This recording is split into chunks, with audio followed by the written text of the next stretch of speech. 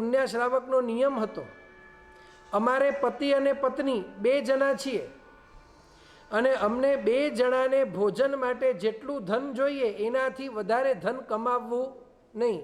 એટલે રૂઈની પૂડીઓ, કાપૂસ હોય ને એની પૂડીઓ બનાવીને તે વેચે અને કેટલું ધન કમાવે?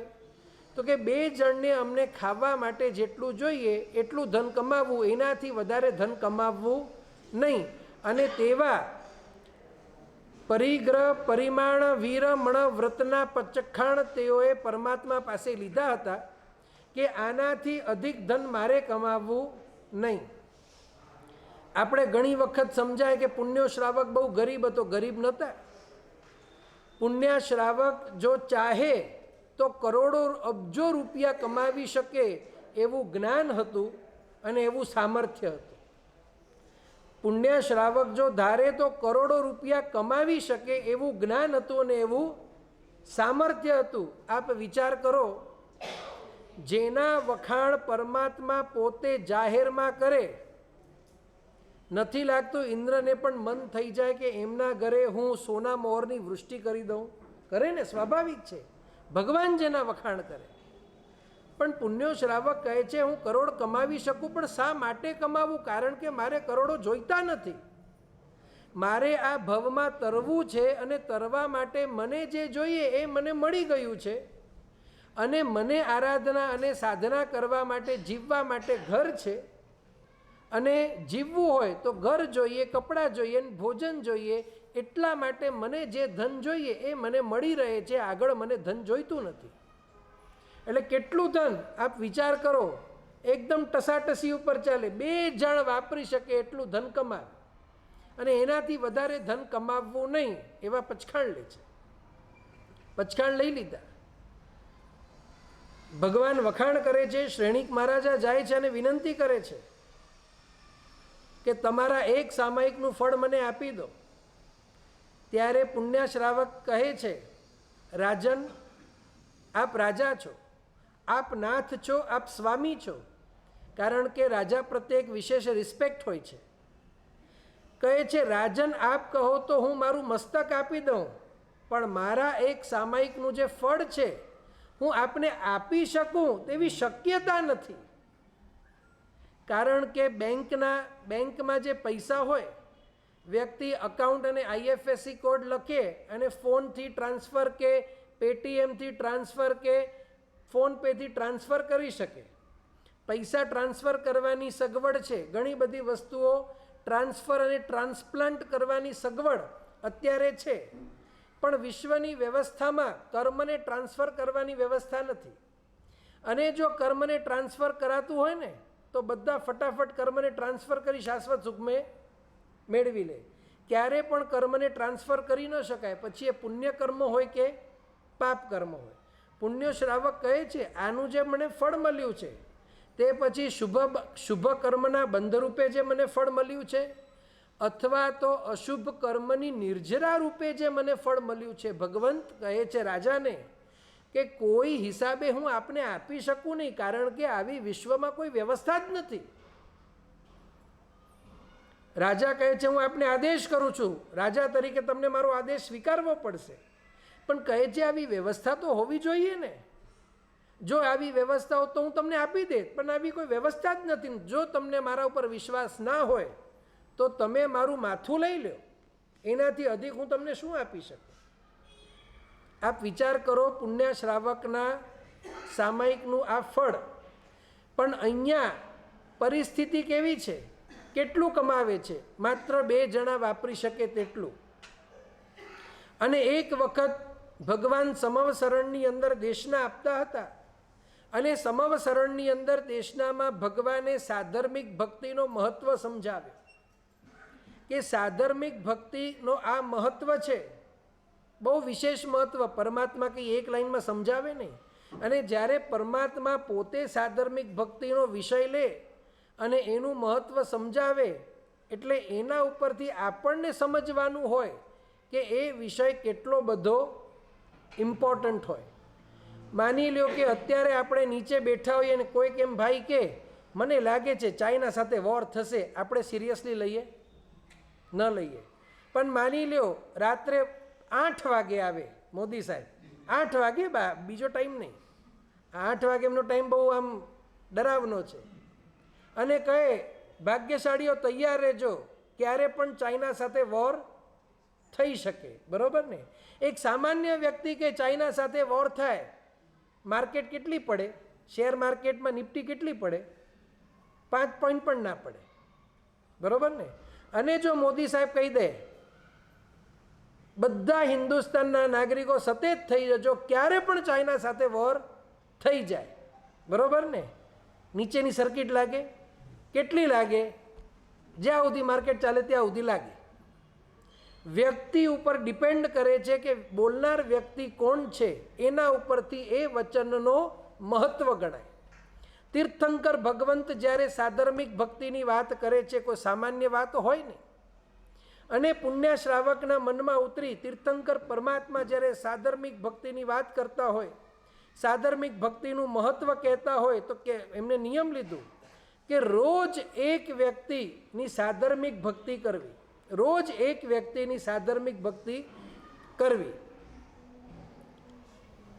હવે બને અહીંયા એવું છે કે સાધર્મિક ભક્તિની તો નિયમ લઈ આવ્યા,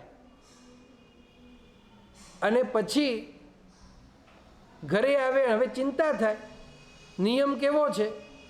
2 જણા અમે વાપરી શકીએ, એનાથી વધારે કમાવું નહીં, એ પણ નિયમ લીધો છે. તો હવે ત્રીજાની ભક્તિ કરવી હોય, ત્રીજાને જો ભોજન કરાવવું હોય તો કરાવવું કઈ રીતે? મારી વાત સમજાય છે ને? ધર્મપત્નીને વાત કરે છે, મેં આ નિયમ લીધો છે. ધર્મપત્ની કે કોઈ વાત ચિંતા કરવાની જરૂર નથી, મારે મંજૂર છે, પણ કહે છે આપણે કરીશું કઈ રીતે? તો ધર્મપત્ની કહે છે 1 દિવસ આપ ઉપવાસ કરો, 1 દિવસ હું ઉપવાસ કરું. આપ વિચાર કરો, 1 દિવસ આપ ઉપવાસ કરો, આપણી ભાષામાં વર્ષિતપ. 1 દિવસ આપ ઉપવાસ કરો, 1 દિવસ હું ઉપવાસ કરું. હું ઉપવાસ કરું, ભોજન રોજ 2 જણનું બને, પણ હું ઉપવાસ કરું તો એ દિવસે પણ એક સાધર્મિકની ભક્તિ થાય. આપ ઉપવાસ કરો તો પણ એક દિવસે સાધર્મિકની ભક્તિ થાય. ભગવાને પુણ્ય શ્રાવકના વખાણ એમનેમ નથી કર્યા. ધર્મ ખાલી રૂપિયા આપી દેવાથી કે રૂપિયા ચૂકવી દેવાથી નથી થઈ જતું. ખાલી શ્રીમંતાઈ આવી જવાથી સારો ધર્મ થઈ જાય એવી ભગવાન બિલકુલ વાત કરતા નથી. અને પરમાત્માને ક્યાં કોઈ એવો ફરક પડે છે? એ બિલકુલ રૂપિયાની શ્રીમંતાઈ જોઈએ નહીં. જે જીવમાં ગુણ છે, જે જીવ ગુણિયલ છે, એની અનુમોદના પરમાત્મા સુદ્ધા કરે, એમના વખાણ પરમાત્મા સુદ્ધા કરે છે. અને આવી સાધર્મિક ભક્તિ આ પુણ્ય શ્રાવકે કરી છે. પણ એક વસ્તુ એ સમજવા જેવી છે, પુણ્ય શ્રાવક જ્યારથી એમને સાધર્મિક ભક્તિનું મહત્વ સમજાયું ત્યારથી કરીને જીવન પર્યંત બંને પતિ પત્નીએ 1 દિવસ ભોજન કરવું, 1 દિવસ ભોજન કરવું નહીં. એટલે આમ આપણે કહી શકીએ સાધર્મિક ભક્તિનો નિયમ લીધો ત્યારથી કરીને જીવ્યા ત્યાં સુધી શું કહેવાય? વર્ષિતપ ચાલ્યું. શા માટે? સાધર્મિક ભક્તિ કરવા માટે. કારણ કે ધ્યાન છે, પાછા મજાની તો વાત એ છે કે એવા કયા સાધર્મિકની એ ભક્તિ કરે જે એમનાથી વળી ઊંચા ગુણિયલ હોય.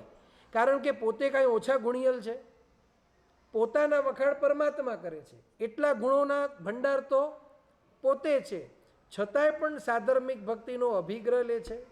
અને ખાસ વિચાર કરવા જેવો હોય કે વધારે હોય તો બધા કરે, એકદમ ટૂંકું છે, 2 જણનું ભોજન બને એટલું જ કમાવવું, એનાથી વધારે કમાવવું નહીં, અને એમાં પાછી ભક્તિ કરવી. આ ડિસિઝન આપણે સાંભળીએ ને તો કદાચ આમ બહુ ખ્યાલ ના આવે, પણ એના ઉપર ચિંતન અને મનન કરીએ તો આપણને ખબર પડે કે આ ડિસિઝન કેટલો મોટો છે.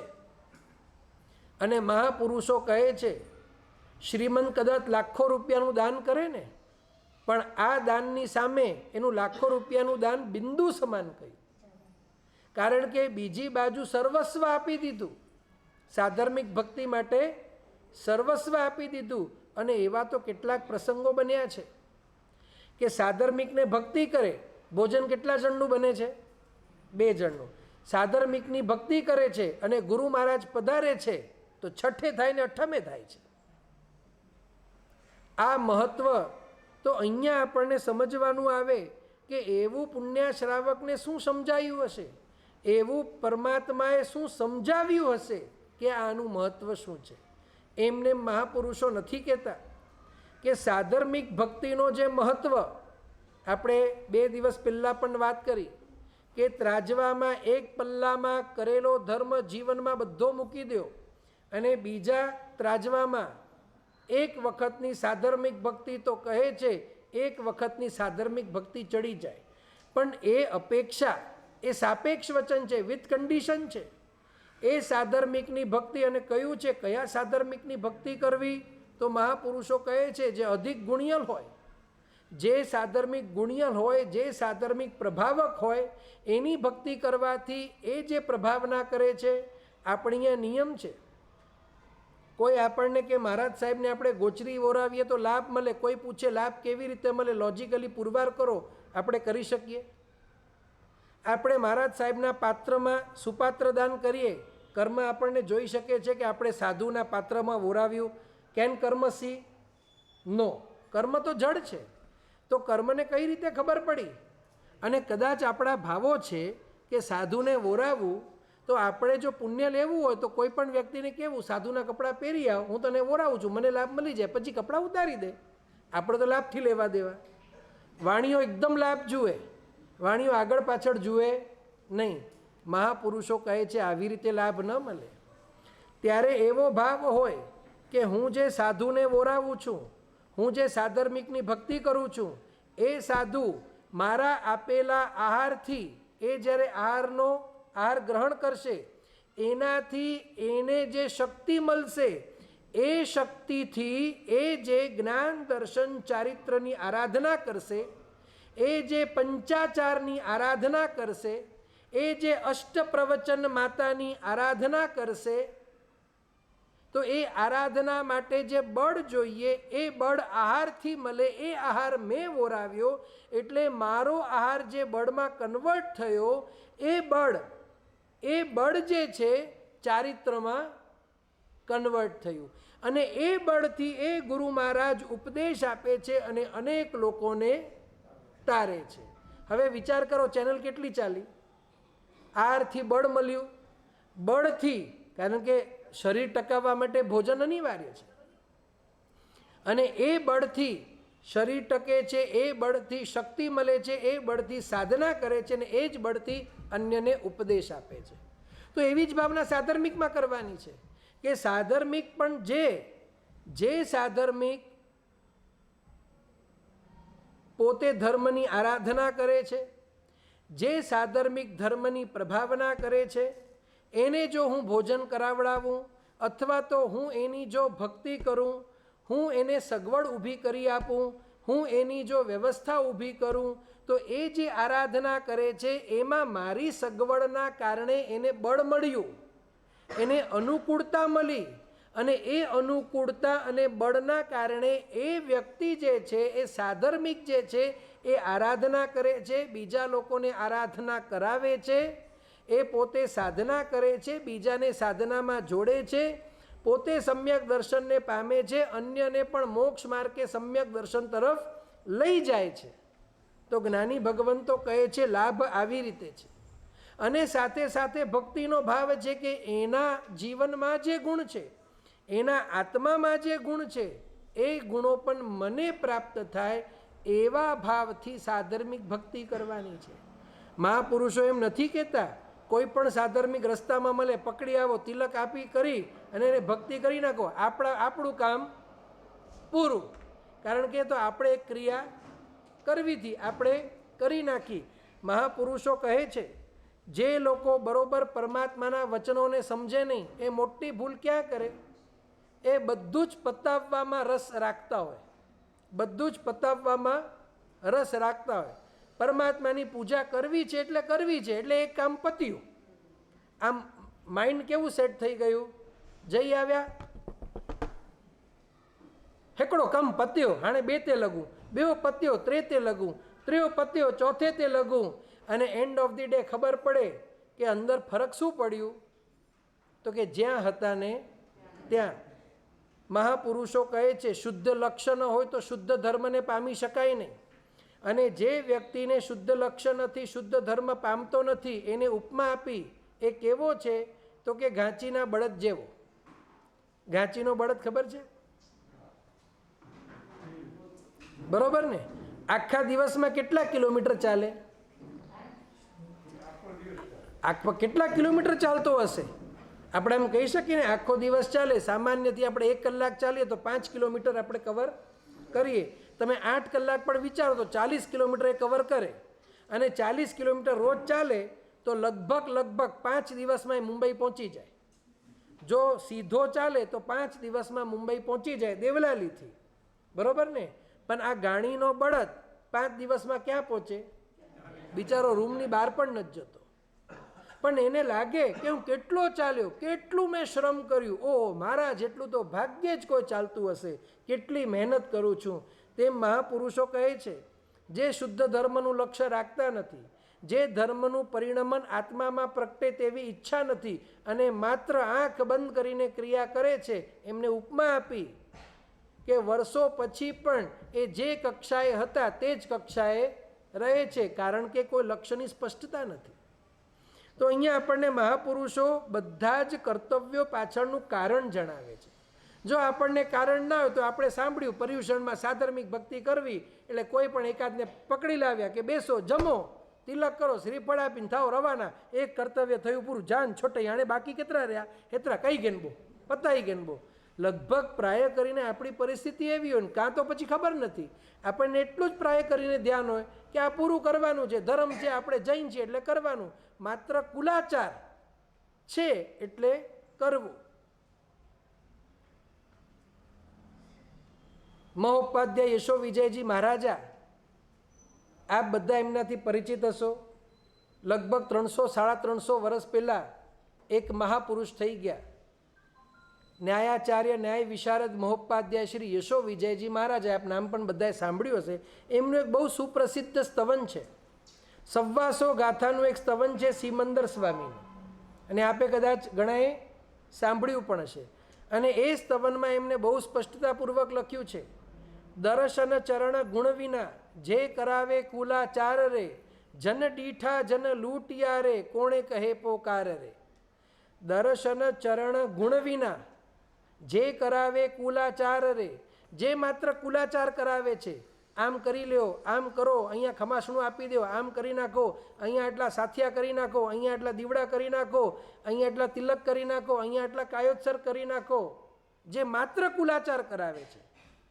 દર્શન ચરણ ગુણ વિના, પણ દર્શનની પ્રાપ્તિ, જ્ઞાનની પ્રાપ્તિ અને ચારિત્ર ધર્મના પરિણામની પ્રાપ્તિ કઈ રીતે થાય?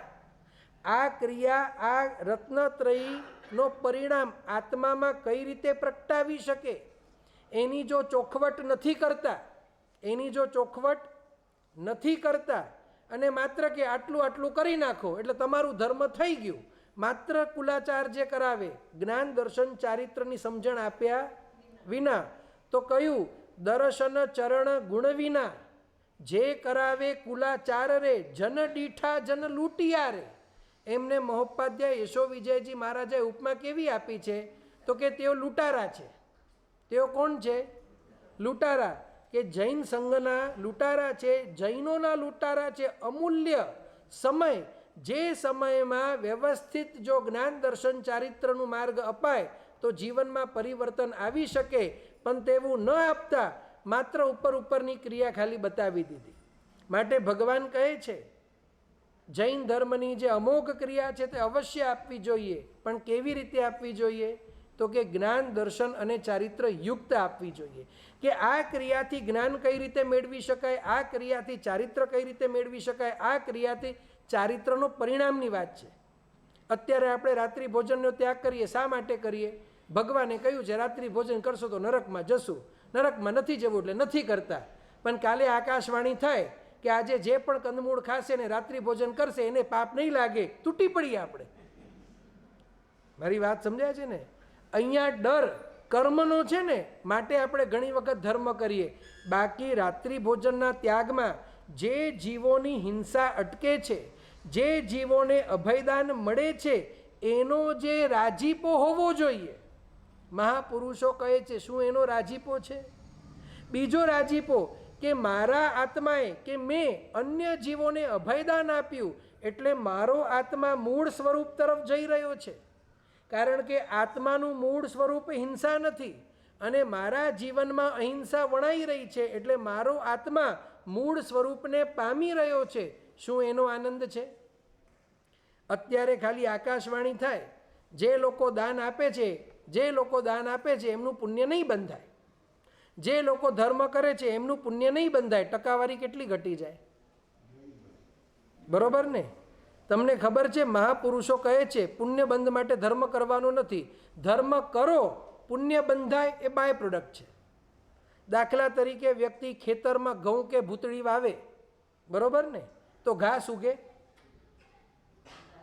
ખેતરના કામ કોઈ કર્યા છે? હે? ઘાસ ઉગે ને?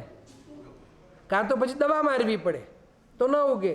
બાકી તમે કંઈ પણ વાવો, ઘાસ ઉગે ને ઉગે. પણ સાચું બોલો, ઘાસને ઉગાડવા માટે કોઈ આવી મહેનત કરી? કે મને છે ને કેરીમાં રસ નથી, મને સિંગદાણામાં, ઘઉંમાં, ચોખામાં રસ નહીં, મને રસ ઘાસમાં છે. આવું ક્યારે પણ બન્યું છે? વ્યક્તિ કોઈ પણ ફળદ્રુપ વસ્તુ વાવે એની સાથે ઘાસ ઉગે જ. એટલે કે બાય પ્રોડક્ટ છે ઘાસ. તો મહાપુરુષો કહે છે પુણ્ય બાય પ્રોડક્ટ છે. ધર્મ કરો એટલે પુણ્ય બંધાય બાય પ્રોડક્ટ છે, મેઇન પ્રોડક્ટ નથી. મેઇન પ્રોડક્ટ તો કર્મની નિર્જરા છે, આત્માનું આનંદ છે. કારણ કે ધર્મ એ આત્માનો મૂળ સ્વભાવ છે. તો અહીંયા જ્ઞાની ભગવાન તો આપણને બહુ ટકોરપૂર્વક કહે છે આપણે ધર્મ કરીએ શા માટે એની સ્પષ્ટતા હોવી જોઈએ. આવતા ભાવમાં જલસા કરવા વધુ મળે માટે ધર્મ કરીએ. ત્યાગની પણ વાત કરી. અહીંયા તપની વાત આવી, અઠ્ઠમ તપની વાત આવી. ત્યાગ કોને કહેવાય? મેં આ વસ્તુ છોડી દીધી અને ત્યાગ કહેવાય? આ આપણો ભ્રમ છે. મેં આજે આહાર ત્યાગ કર્યો એને ત્યાગ કહેવાય? તો જ્ઞાની ભગવાન તો કહે છે આગળ પાછળની વ્યવસ્થા જોવી પડે. દાખલા તરીકે માની લો આપણે અત્યારે મુંબઈમાં રહીએ છીએ કે અહીંયા રહીએ છીએ કે ક્યાં પણ રહીએ છીએ. માની લો કે મુંબઈમાં સરકાર તમને એમ કે આપણું માની લો કે ક્યાં પણ ફ્લેટ છે, દાદરમાં ફ્લેટ છે, દાદરમાં ફલાણી બિલ્ડિંગમાં એક ફ્લેટ છે. આપણને એમ સરકાર કે આ ફ્લેટ તમે અત્યારે મને આપી દો અને ગવર્મેન્ટ કહે છે ટોટલ ક્લિયર બધું, એમાં કોઈ ચીટિંગ નહીં, એકદમ ક્લિયર. આ તમે એક ફ્લેટ અત્યારે અમને આપી દો. જો અત્યારે તમે આ એક ફ્લેટ આપો છો અમે ભાડું નહીં આપીએ, પણ એની સામે 2 વર્ષ રહીને અમે તમને આ જ બિલ્ડિંગમાં આ જ સ્ક્વેર ફીટના 10 ફ્લેટ આપીશું. આપણે એક ફ્લેટ આપી દઈએ? હે? 100%. હું પહેલાં થાઉં. હા, બધા તૈયાર થઈ જાય. બરોબર ને? હવે સરકાર ભાડું નથી આપતી કારણ કે રિટર્નમાં શું આપે છે? 10 ફ્લેટ. હવે હાથમાં એટલા પૈસા પણ નથી તો વ્યક્તિ શું કરે? નાની રૂમમાં જાય, બરોબર ને, અંબરના ટીટવાલા ત્યાં પછી નાની રૂમમાં રહેવા જાય. અહીંયા દાદરમાં 3 BHKનું ફ્લેટ છે. કેટલાનું ફ્લેટ છે? અને એકદમ પ્રાઇમ લોકેશનમાં 3 BHKનું ફ્લેટ છે. પણ હવે ભાડા માટે પૈસા નથી અને સરકાર આ ફ્લેટના પૈસા ભાડા પેટે કે એવું કંઈ આપવાની નથી. 2 વર્ષ પછી 10 ફ્લેટ આપશે. બરોબર? અત્યારે અહીંયા ભાડેથી લઈ શકીએ એવી કોઈ પરિસ્થિતિ નથી. કોઈ ઉછીના અત્યારે પૈસા આપવાનો નથી. તો આ જો આપણને માની લો કે આવો વ્યાપાર કંઈક થતો હોય તો આપણે 2 વર્ષ માટે એક રૂમમાં પણ રહેવા તૈયાર થઈ જઈએ. બરોબર ને? આપણા ફ્લેટની કિંમત છે માની લો 10 કરોડ અને 2 વર્ષ પછી 10 ફ્લેટ મળશે એટલે કિંમત કેટલી? 100 કરોડ. 10 કરોડના 100 કરોડ જો 2 વર્ષમાં મળતા હોય તો એક વખત તો એ જીવ એક રૂમમાં રહેવા માટે તૈયાર થઈ જાય? હા કે ના? થઈ જાય. હવે સાચું બોલો, હવે આ વ્યક્તિ જે 3 BHK છોડીને એક રૂમમાં રહેવા ગયો એને ત્યાગ કહેવાય કે વ્યાપાર કહેવાય? બરોબર સમજો, ત્યાગ કે વ્યાપાર? વ્યાપાર. કારણ કે અત્યારે એ જે છોડે છે વધુ મેળવવાની અપેક્ષાથી છોડે છે. મહાપુરુષો કહે છે આપણે કોઈ પણ ત્યાગ કરીએ એની પાછળ જો અપેક્ષા આવી એને ત્યાગ નહીં માનતા, એ તો વ્યાપાર છે. મારી વાત સમજાય છે? હું આજે પૌષધ કરીશ તો મને કાલે દેવલોક મળશે, તો આ પૌષધ ત્યાગ રૂપે કે વ્યાપાર રૂપે? મારી વાત સમજાય છે ને? ત્યાગીમાં ને વ્યાપારીમાં ફરક હોય. ત્યાગી વિધાઉટ કન્ડિશન ત્યાગ કરે, કારણ કે ત્યાગમાં આનંદ છે માટે ત્યાગ કરે. વ્યાપારી વિથ કન્ડિશન ત્યાગ કરે, હું ત્યાગ કરું મને શું મળે? સીધી વાત છે ને. તો અહીંયા મહાપુરુષો કહે છે આપણો ત્યાગ ત્યાગ છે કે આપણો ત્યાગ વ્યાપાર છે? જો વ્યાપાર છે તો સમજી લેવાનું એ વ્યાપાર રૂપી ત્યાગ આપણને સંસારમાંથી છોડાવવા માટે સક્ષમ નથી.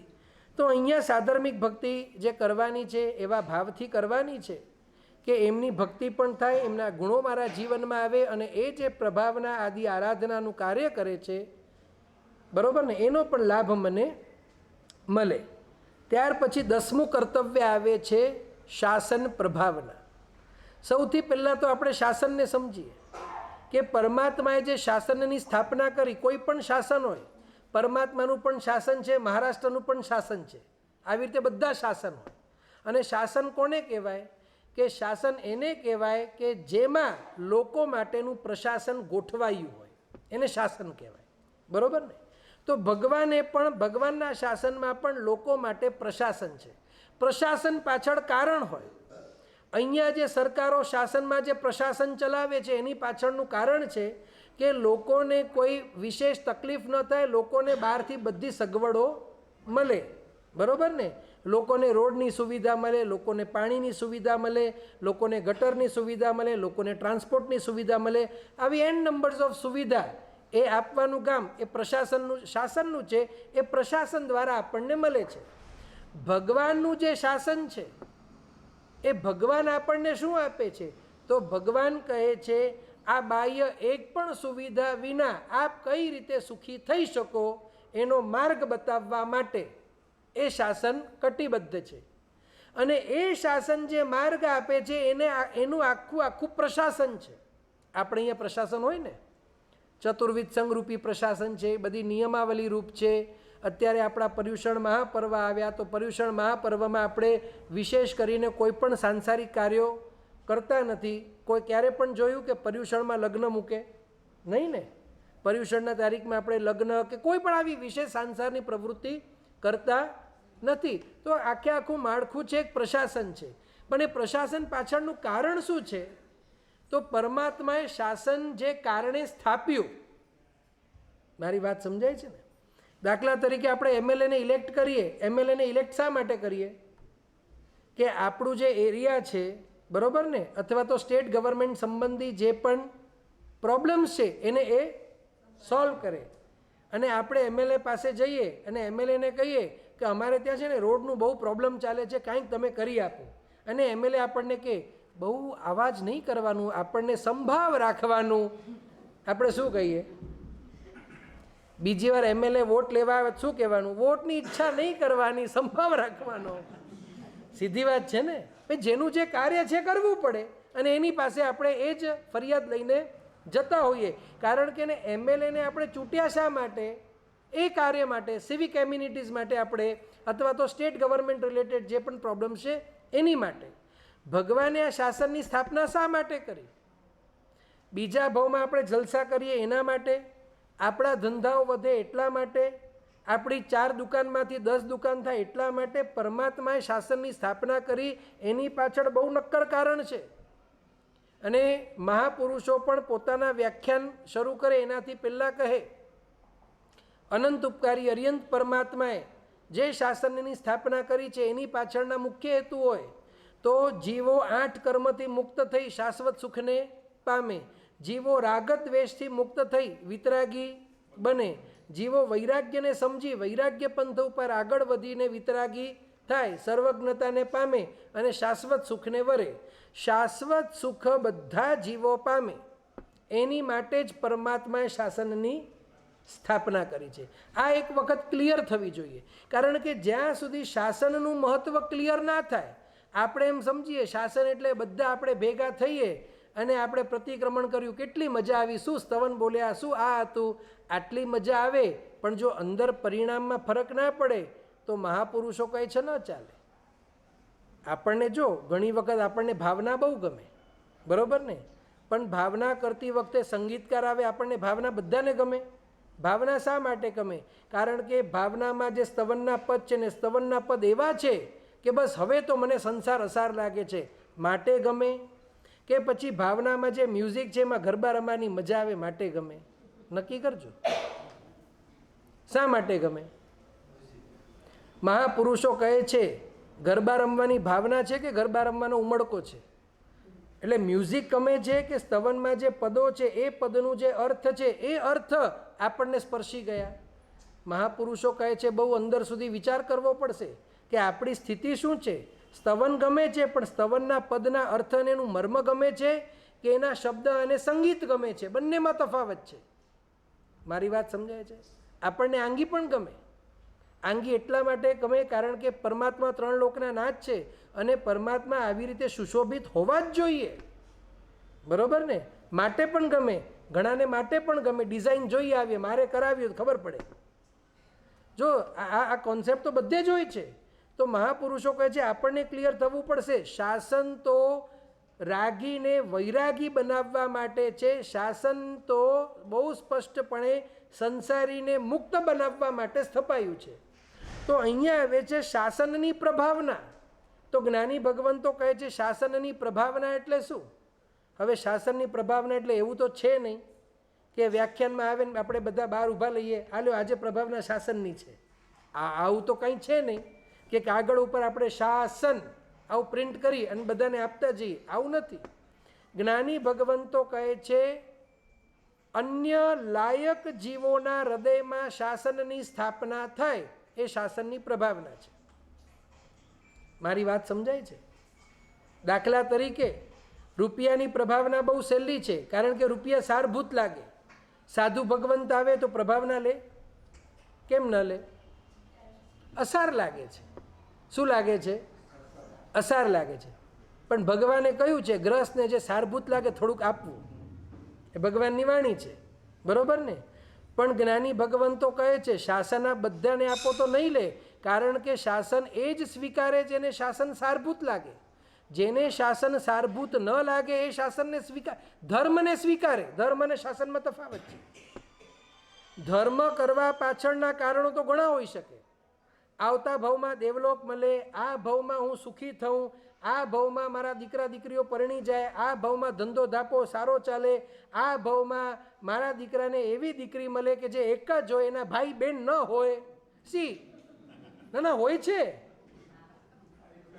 આ બોલવાનું હોય નહીં, હું બોલું છું, બાકી બોલતા નહીં કોઈ.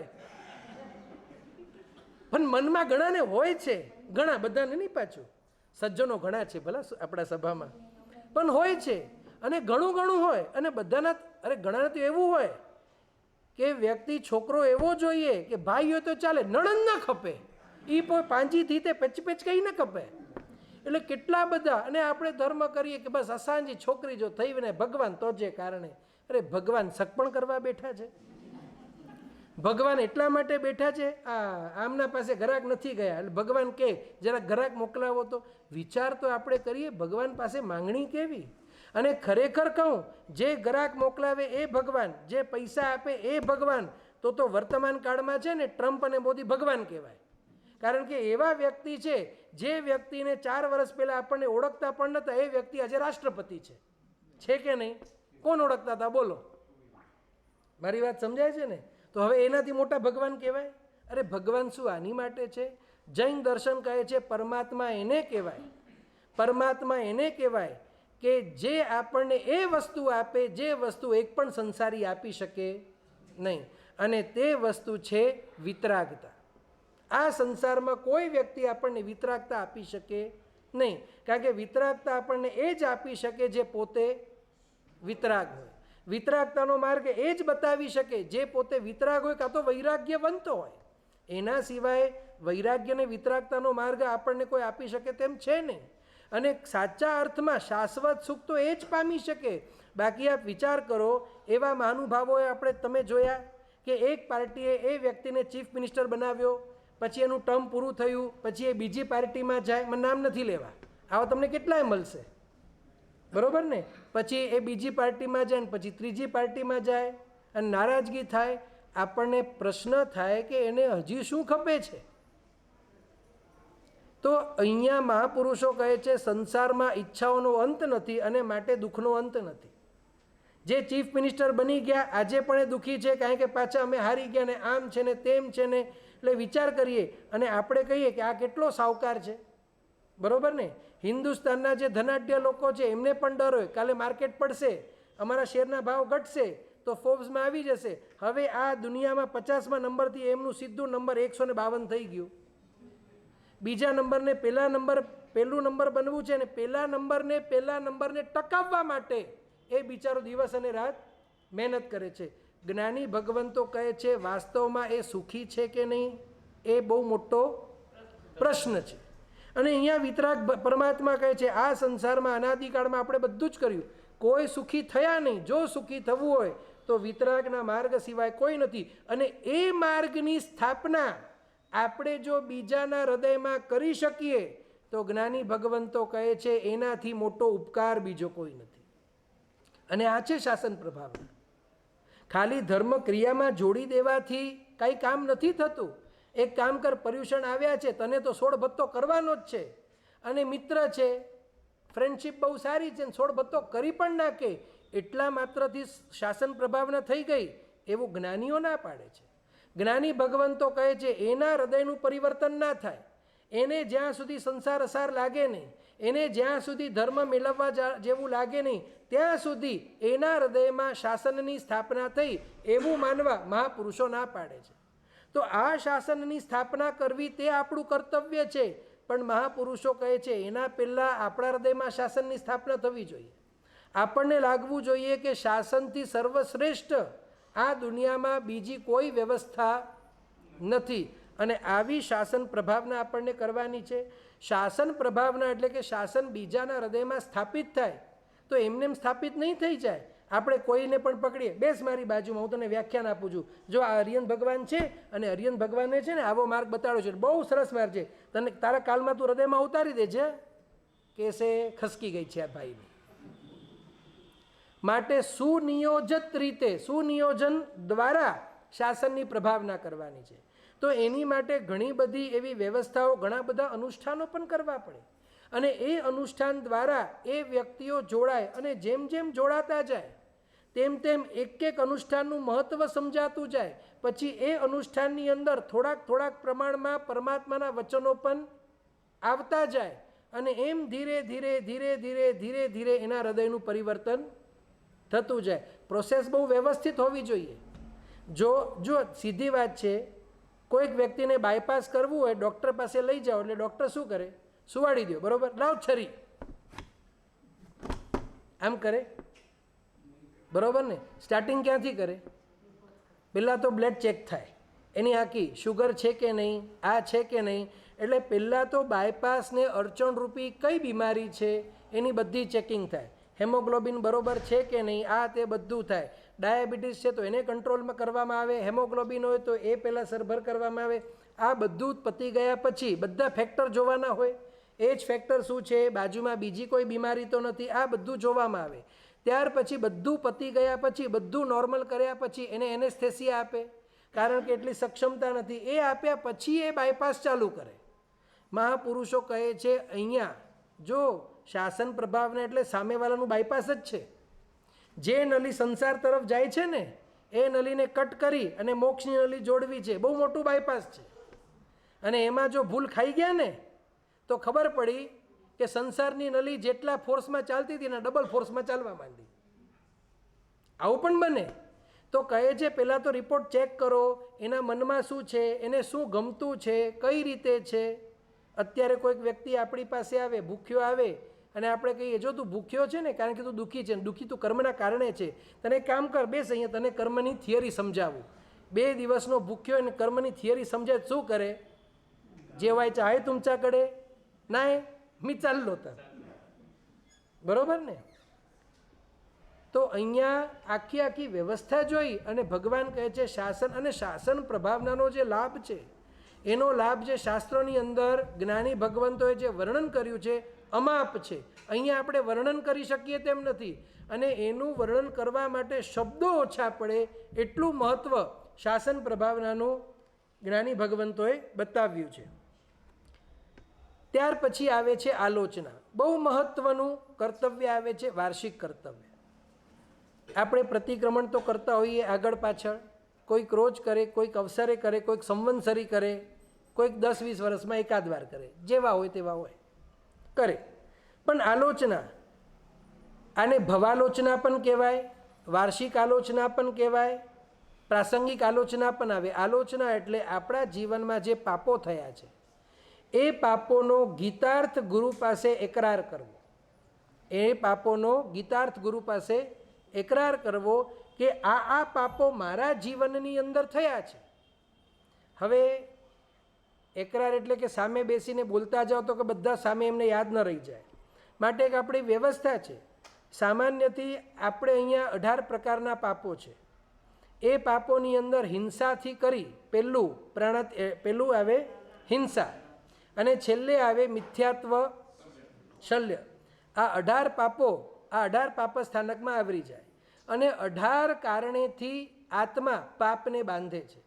તો જ્યારે આલોચના લેવાની હોય તો હિંસા હોય, મૃષાવાદ હોય, ચોરી હોય, અબ્રહ્મ હોય, પરિગ્રહ હોય, ક્રોધ, માન, માયા ઇત્યાદિ જે પાપો છે, જીવનમાં વ્યક્તિ ફર્સ્ટ ટાઈમ લે તો આખા ભવની આલોચના લે કે આખા જીવનમાં જેટલું યાદ આવે, આ પાપ મેં આટલા પ્રમાણમાં આવી રીતે કર્યું છે, આ પાપ મેં આટલા પ્રમાણમાં આવી રીતે, આ પાપ આવી રીતે, આ પાપ આવી રીતે, આવું આખું બુકમાં લખી અને જે ગીતાર્થ હોય, જેને શાસ્ત્રની સમજ હોય, જે આગળ પાછળ આજુબાજુ બધા એંગલને જાણી શકે અને ગંભીર હોય.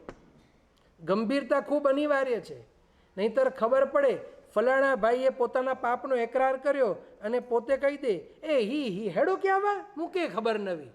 આવા ન જોઈએ. અને આ બહુ મોટી સમસ્યા છે, લોકો હજી સમજતા નથી. જ્ઞાની ભગવંતો તો ત્યાં સુધી કહે છે આપણા રસોડામાં શું બને છે, બાજુના રસોડામાં જે ખબર પડી તો સમજવાનું એ વ્યક્તિ ધર્મ કરવા લાયક નથી. બોલો, આ વાત મગજમાં બેસે? આપણે ફોન કરીને પૂછીએ શેનું શાક બનાવ્યું? ટમેટાનું? મેં ભીંડાનું. સાચું બોલો, એ ખબર પડે તો ભીંડાના શાકનો સ્વાદ વધી જાય, ભીંડાના શાકનું પ્રમાણ વધી જાય. શા માટે? અરે ઘણી વખત તો ત્યાં સુધી હોય, મહારાજ સાહેબ આવવાના છે, તમે શું બનાવો છો? તમે રાબ બનાવો છો, હું મગ બનાવું, તમે પૂરી બનાવો, લ્યો આમાંય પ્લાનિંગ. અને એનાથી આગળ જતા મહારાજ સાહેબ આવ્યા હતા, શું વરાવ્યું? મારે અહીંયાથી તો રાબ વરાવી ગયા, મારે અહીંયા આજે તો મને બહુ મોટો લાભ મળ્યો, 1/2 કિલો બદામ વરાવી ગયા. જો બધું જાહેર કરવું હોય તો પછી મુનિ ભગવંતો ગોચરી ગુપ્ત રીતે લે કેમ? કારણ કે આપણે પાછા બહુ સારા ભાવથી કહીએ કે મહારાજ સાહેબ મને બહુ મોટો લાભ આપ્યો, 1/2 કિલો બદામ વરાવી ગયા. અને સામેવાળો કે એ મહારાજ સાહેબ કે બદામજી હેડી જરૂર કરો. અને ત્રીજાને વિચાર આવે દીક્ષા લેવી સારી, બદામ તો ખાવા મળે રોજ 1/2 કિલો. કારણ કે આપણને ખબર નથી કે લોકોના મનમાં શું ચાલે છે, અને આ વિચારીને લોકો કર્મની નિર્જરા કરે કે કર્મ બાંધે. પણ એની પાછળનું કારણ શું? આપણું અનુપયોગ. આપણે ભૂલ્યા કે કઈ વસ્તુ બોલાય અને કઈ વસ્તુ ના બોલાય. મહાપુરુષો કહે છે કોઈ પણ મહાત્મા આપણા ઘરે આવે ને વોરવી જાય, કોઈ પૂછે શું વોરાવ્યું, કે બસ કહેવાય જે સૂચતું હતું તે વોરાવ્યું, ચેપ્ટર ક્લોઝ. હે, મને લાભ મળ્યું અને એમને જે સૂચતું હતું તે વોરાવ્યું. બરોબર? આગળ પૂછે પણ કંઈક તો બોલો છે. આવું અમે યાદ રાખતા નથી, કારણ કે આત્મરમણતામાંથી અમને વધારે સમય મળતો નથી. બીજી વાર નહીં પૂછે. અને જો પૂછે ને તો પછી સ્વભાવ હોય બદામ વોરાવી કઈ અમેરિકન કે મામરો, પછી વાત આવે મામરો ઉપર, પછી વાત ચાલે મામરો શું ભાવ ચાલે છે. અરે વાત ક્યાંની ક્યાં પહોંચે? મહારાજ સાહેબથી વાત ચાલુ થાય, મામરો પર આવે, મામરોના ભાવ ઉપર આવે. તમે ક્યાંથી લો છો? રોડ ઉપરથી? હું તો છે ને સિટીમાંથી લઉં, ત્યાં છે ને 2200 છે, અહીંયા 3200 લે છે. બાપરે બાપ શું લૂંટે છે. ત્રીજો ભાવ આવે મસ્જિદ બંદરમાં હજી સવડી મળે. વિચાર કરો, સાધુથી વાત મસ્જિદ બંદર પહોંચે અને આખી વાતમાં માલ કેટલો, અને પછી આપણે કહીએ અમને ટાઈમ ક્યાં છે. ઘણી વખત તો થાય ટાઈમ સિવાય છે શું. જીનેન્દ્રના બધા બહેનો બહુ સારા છે, આમાંથી આવા કોઈ નથી. તો આલોચના લેવાની છે. આપણા જીવનની અંદર જે પાપો આપણે કર્યા છે એનું એકરાર કરવાનું છે, અને ગીતાર્થ ગુરુ જે હોય તે આપણને આલોચના રૂપે પ્રાયશ્ચિત આપે. જે પ્રાયશ્ચિતને વહન કરવાથી આપણી આત્મશુદ્ધિ થાય. પણ અહીંયા એક કન્ડિશન છે, આલોચના તેને જ લેવી કે જે વ્યક્તિને પાપ પાપ તરીકે લાગે. જો પાપ જેને પાપ લાગે નહીં તો જ્ઞાની ભગવંતો કહે છે આલોચના લઈને કોઈ ફાયદો. પણ જો મને પાપ પાપ તરીકે ખૂંચતું હોય અને પૂર્વના સમયમાં અજ્ઞાનતાના કારણે ભૂલો થઈ ગઈ તો જ્ઞાની ભગવંતો કહે છે અવશ્ય આલોચના લેવી, એક વખત ભવાલોચના લેવી અને ત્યાર પછી વર્ષે એકાદ વાર આ આલોચના અવશ્ય લેવી. અને જે પ્રાયશ્ચિત આપે તે પ્રાયશ્ચિત જે ગીતાર્થ હોય એ ગીતાર્થ એટલા બધા એમને સમજણ હોય છે કે તે પ્રાયશ્ચિત પણ સામેવાલાની શક્તિ જોઈ, સામેવાલાની ઉંમર જોઈને આપે. એમ ન કે તમારાથી એકાશના પણ થતા નથી, કાંઈ નહીં, હું તમને આલોચના આપું છું, જાઓ અઠ્ઠાઈ કરો. આવા ગીતાર્થો હોય નહીં. ગીતાર્થ એને જ કહેવાય કે જે બધી આજુબાજુની પરિસ્થિતિ જોઈ અને આપણને માર્ગ આપે. તો આ આલોચના લઈ આ ભવને આ જન્મને શુદ્ધ કરવું તે પણ પરમાત્માની એક આજ્ઞા છે. આ 11 કર્તવ્યો આ વર્ષમાં અવશ્ય એકવાર અથવા તો એનાથી અધિક જેવી આપણી શક્તિ હોય એ પ્રમાણે આ કર્તવ્યોને વહન કરી આપણા જીવનમાં આરાધના વધે. અને ફરી એકવાર કહીશ, આરાધના એને જ કહેવાય જે કરવાથી આપણો આત્મા શુદ્ધિ તરફ વધે, આપણો આત્મા મુક્તિ તરફ વધે, આપણા આત્મામાંથી કશાયોની હાનિ થાય. જો એ માર્ગ તરફ આપણે વધતા હોઈએ તો સમજવું આપણા જીવનમાં આરાધના છે. જો એવું નથી થતું તો સમજવું આરાધના નથી, માત્ર દેખાવ છે અથવા તો વિરાધના છે. આ 11 કર્તવ્યો આપણે ખૂબ ઉલ્લાસ અને ભાવપૂર્વક દર વર્ષે એકાદ વખત કરીએ એવી વાત પરમાત્મા અને જ્ઞાની ભગવંતો આ કલ્પસૂત્ર અને અષ્ટાનિકાના માધ્યમથી આપણને જણાવે છે.